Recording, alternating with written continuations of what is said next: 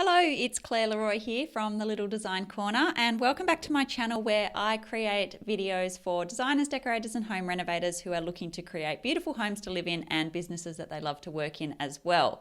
And today I am back with another SketchUp quick tips video, and what I want to do today is to show you 3 different types of curved joinery and how to create those in SketchUp. So I'm going to use some sort of inspiration images that are popular on Pinterest and Instagram at the moment, like this particular one here from the stable. So we're going to learn how to create this joinery inside SketchUp. We're also going to look at this bench top here, this island bench, and how to create that with this curve on the top here and how to do that. And we are also going to create arched doors and windows, which is something that you can see here in this picture of a project by Kyle and Cara in their walk-in wardrobe. So arched doorways are very popular, arched windows are very popular at the moment. So I'm going to show you how you can create these in your SketchUp models as well. So 3 different curved pieces of joinery and ways to use the the arc tool in SketchUp. So let's get stuck into that into today's video. Now, before we get stuck into it, if you are new around here and you're interested in videos like this, please do hit the subscribe button and also the notification bell so that you can be notified when new videos go live. In the meantime, let's hit the intro and then let's jump into how to create these different pieces of joinery.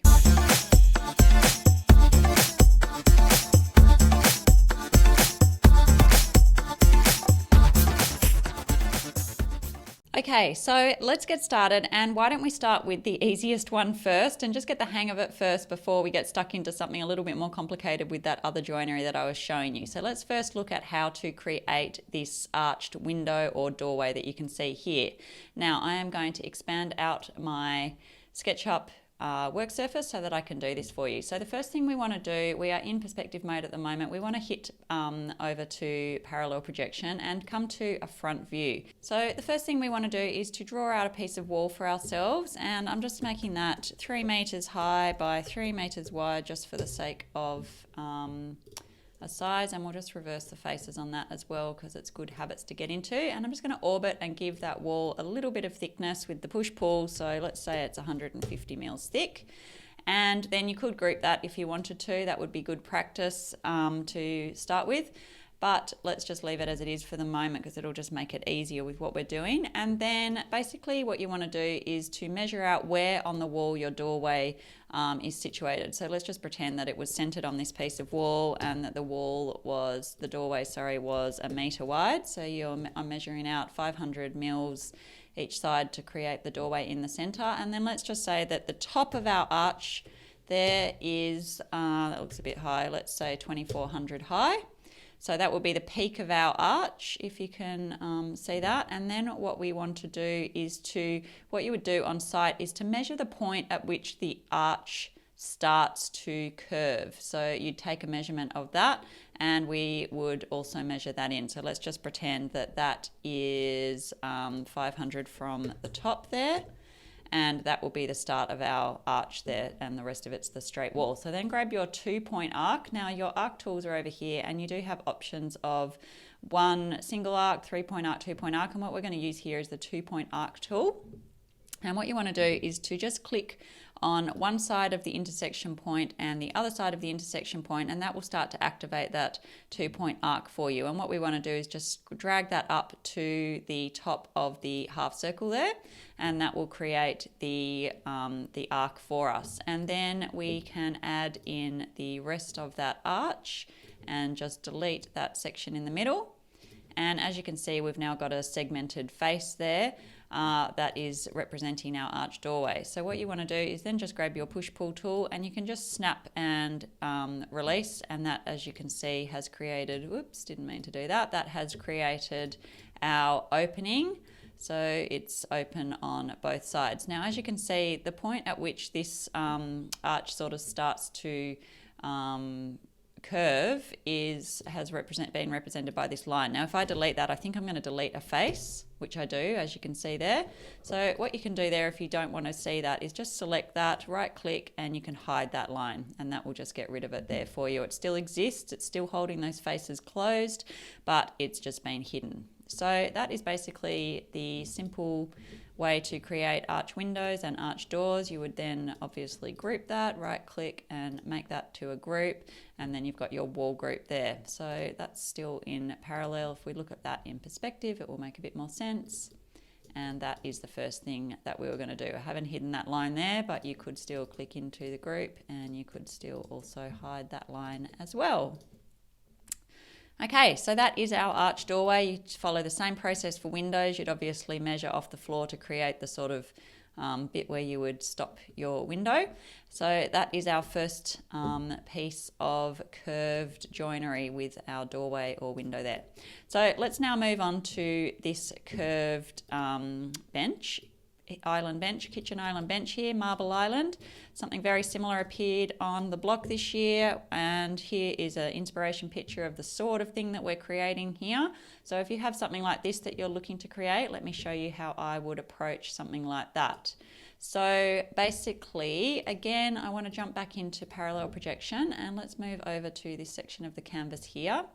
And I'm just going to make up some random dimensions for this bench top, but let's say it's 3 meters by let's say 1200, and so that creates our basic sort of outline of our bench. Now with SketchUp there's always lots of different ways that you can do the same task, but I am just showing you the way that I would approach this. I'm just going to reverse the face there, and then basically again what we want to do, I might actually paint that in the material to start with, and I can just change the texture position because I don't want to see all those joints, so I think I'll just make that a lot bigger, and just so I don't see any joins in that, so that's probably good. And then again what I will do is to just measure the point at which the curve starts on my bench. So let's just, for sake of this one, say it's 600 at the point at which the curve starts.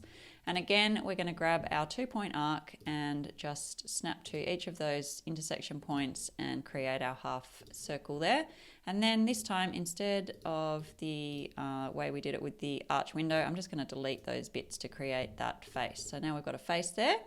Now, with SketchUp, and this is something that we learn about in my SketchUp course, that SketchUp is incapable of drawing curves. So as you can see, if we zoom in here, what is being represented as a curve is really a whole bunch of different lines that are drawn together, and you can actually adjust the smoothness of that curve by making more or less lines. So at the moment it looks quite jagged, and if we were to pull that up, you can see that it sort of creates a bit of a sort of jagged surface in your curve. So if you did want to have a slightly better curve, a slightly more realistic curve, what you can do is actually select that curved section, and in your entity info box over here you can see that at the moment it's made up of 12 segments. So if you think about that as a full circle, this is sort of 12 segments of a pie, if you like.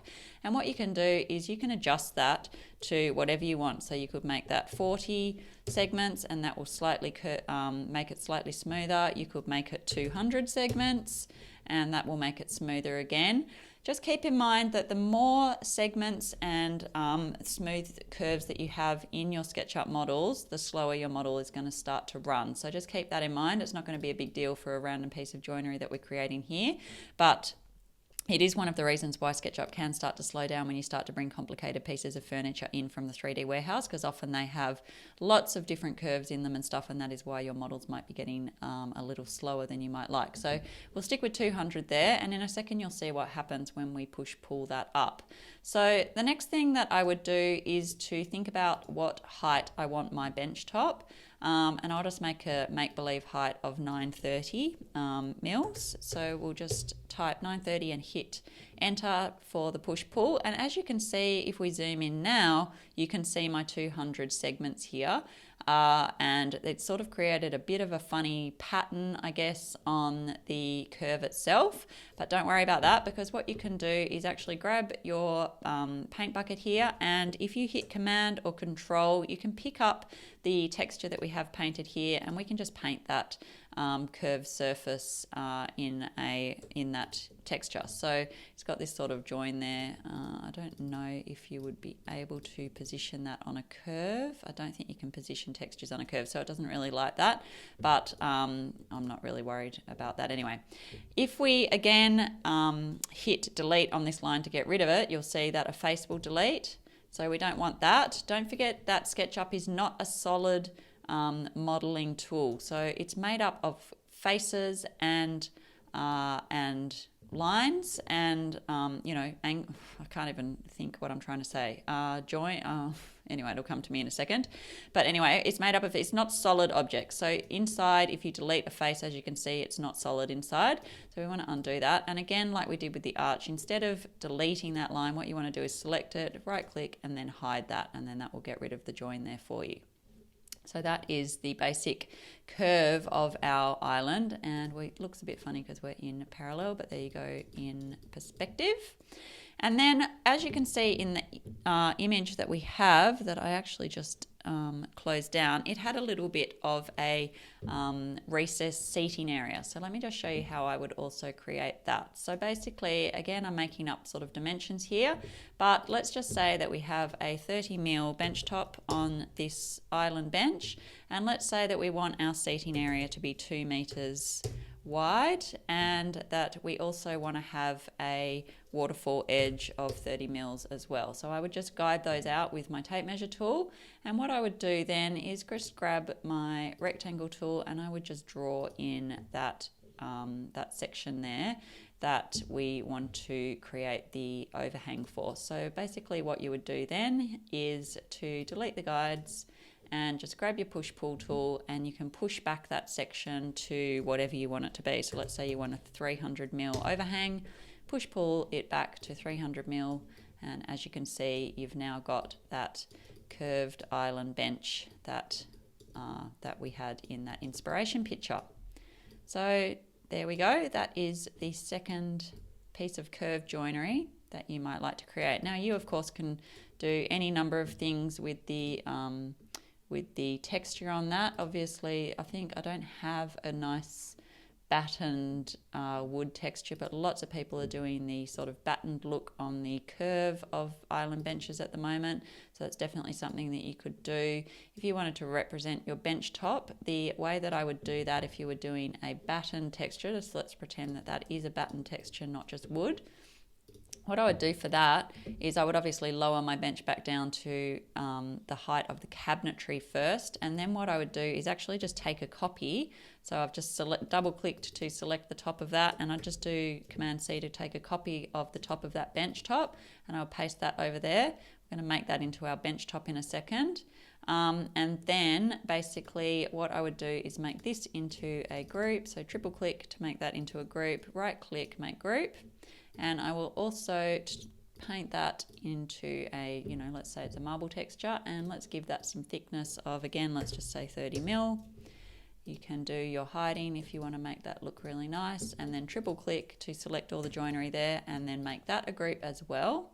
And then using the move tool, let's just grab this corner here, and we're just going to move that on top of our joinery there. And as you can see, that has now created our bench top. Now obviously we've now sort of got two bench tops here, which you wouldn't want, so you wouldn't have that original cutout thing that you had done. But as you can see, that is the quick and easy way that I would create the bench top for a piece of joinery if you didn't have that sort of all-in-one marble sort of curved piece of joinery. So that's just a little variation there in case that is helpful. So that is model 2. Let's move on to our third and probably slightly more tricky piece of joinery. Now this one I'm taking inspiration from this piece of joinery here that is by the Stables, I believe, And I, again, am just making up the measurements here because obviously I don't know what the measurements of this piece of joinery are, but I am just going to make some measurements up and show you how I would actually create this, this piece of joinery. So we'll just get that down there. So again, what we want to do is go back to our top view, go back to our parallel projection, and we might just do, oops, this one over to the left here. And what I'm pretending is that this is 4 meters wide by 600 deep, because that's sort of what it looks like. It probably might be 3.5 meters, but anyway, you will get the hang of it, and it doesn't really matter what dimensions it are because you will work to whatever dimensions you want. Reverse the faces there. And then what we want to do, just trying to remember how I made this now. Okay, the first thing is that we have this tall section here of the cabinetry. That's very easy, so we're going to measure that out first, and then I'll show you how to create this curved area. So let's just pretend that that tall section of cabinetry is 3 meters. So we'll measure that, and we'll pretend that our section of shelving there is 1 meter, and then let's pretend that the shelving is 300 deep at the front of that cabinetry. Let's take a look at that actually more closely. Where is the picture gone?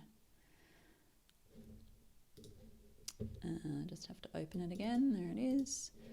Oops. Okay, so actually it does look to be a little deeper than that, but anyway, let's just pretend that it is 300 deep. You can make it whatever thickness you like. It did look like it had a sort of backing piece. Well, let's just say it's 30. Oh no, let's just stick with what we were doing. Okay, so let's pretend that our shelves are just going to be 300 deep. Then I want to just start to draw in a few things. I'm going to draw my tall cabinetry in, and then I'm also going to just measure out each of the 3 parts of that tall cabinetry. 1, 2, 3. So it's got sort of 3 double swing door cabinets. So let's just divide those equally. So 1 meter each, and that one. I'll draw that one in. And then we will draw in the back of our curve section. Okay, and then the next thing we want to do is to create the little curve section that we have in the joinery. So this is the sort of front bit here where all these shelves are curved. So that's the next thing we want to do. And what we're going to do for that is to just grab our 2-point arc again. And what I'm going to do is just go to the half, the halfway line there, which is represented by the green dot, the midpoint, and then I'm going to snap to the other midpoint and just double click, and that will actually just delete the corners off there for you as well. And so then there is our curve. All right, so then what we're going to do is we can delete those guides for the moment, and we're just going to start to pull this up. So let's just pretend that this is going to be 2700 high, and that's the first one, and then we can just double click to take the others up, and then let's just say that our wall shelf section is 1 meter high, and so that is what we've got. So then this section here is going to become the drawers in the joinery that we've got, and then this is our curve section back here. So we want to just delete, we can't delete, sorry, but we're going to hide these lines here. And the next thing we're going to do is just to start, we can make these 3 drawers here. So this is 1 meter, so each one will be about 333 mil. And we can draw that in. And I am also going to draw on some double doors on each of these tall cabinets. And then I'm going to get my V-groove texture, because this joinery is in this V-groove texture. So I'm just going to grab that next in my textures here. I think I've got one, do I? I did. I'll tell you what I'm going to do. I'll just grab it from here because I had it before. So again, if you've got it already in your model somewhere, you can just press Command or Control with the paint bucket tool, and it will pick up the texture for you, and you can just paint your surfaces in that. So that is that. So that is our basic joinery. Now the handles, these I happen to have already drawn for a different project that I was working on. So these handles are from Made Measure. I'm pretty sure that's what she's used. I've used these quite a few times before as well. They're leather handles with little core in the middle. I'm not going to go into how you draw those in this particular video because that's a different thing, but I'm just going to pick that one up and I'm going to paste that on to, actually I might just pick up all of them. It'll just save me some time dropping them all on, and they should still be in the right positions. And I've got them on the drawers as well.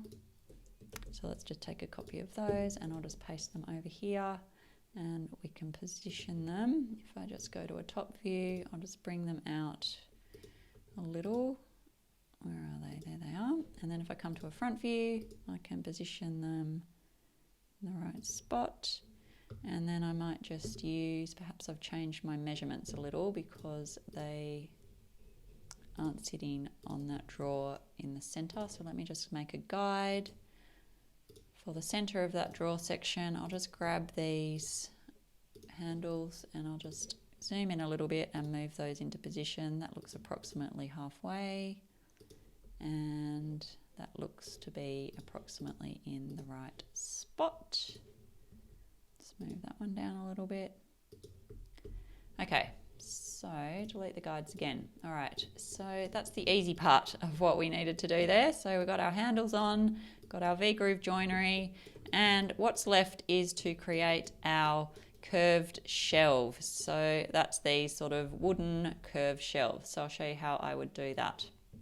So what we want to do first of all is to create a little bit of depth for the shelves to sit in. So let's just pretend that they're 30mm thick, that piece of oak. And what we're going to do is to just use our line tool to separate out the thickness there, and this will make sense in a second. And then I'm going to paint that in an oak sort of finish, which is that one, and then we can pull that up. So that is the first step, and that's the first step of creating these shelves. Now you see we need to paint the side there to create this sort of feature of the side edge here. So I'll do that next by just picking up again using the command control with the paint bucket. Oh, that just needs a separation point there. We'll just undo that. So we just need to separate that out with the line tool. Okay, and we'll do the same on this side where we want to actually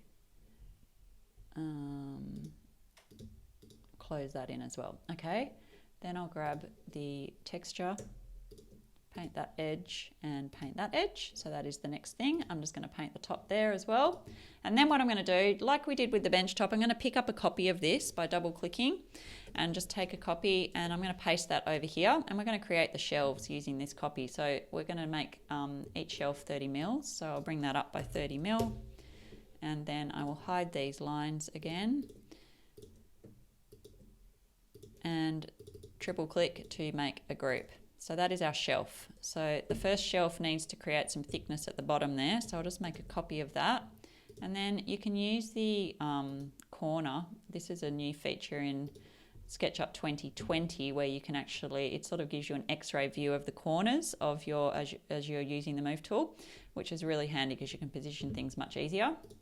And then we'll take a, let's just say a half point, and I'll position one in the half point as well. So again, we want to just grab that and we can put that there, and then just position them wherever you would sort of want them to be.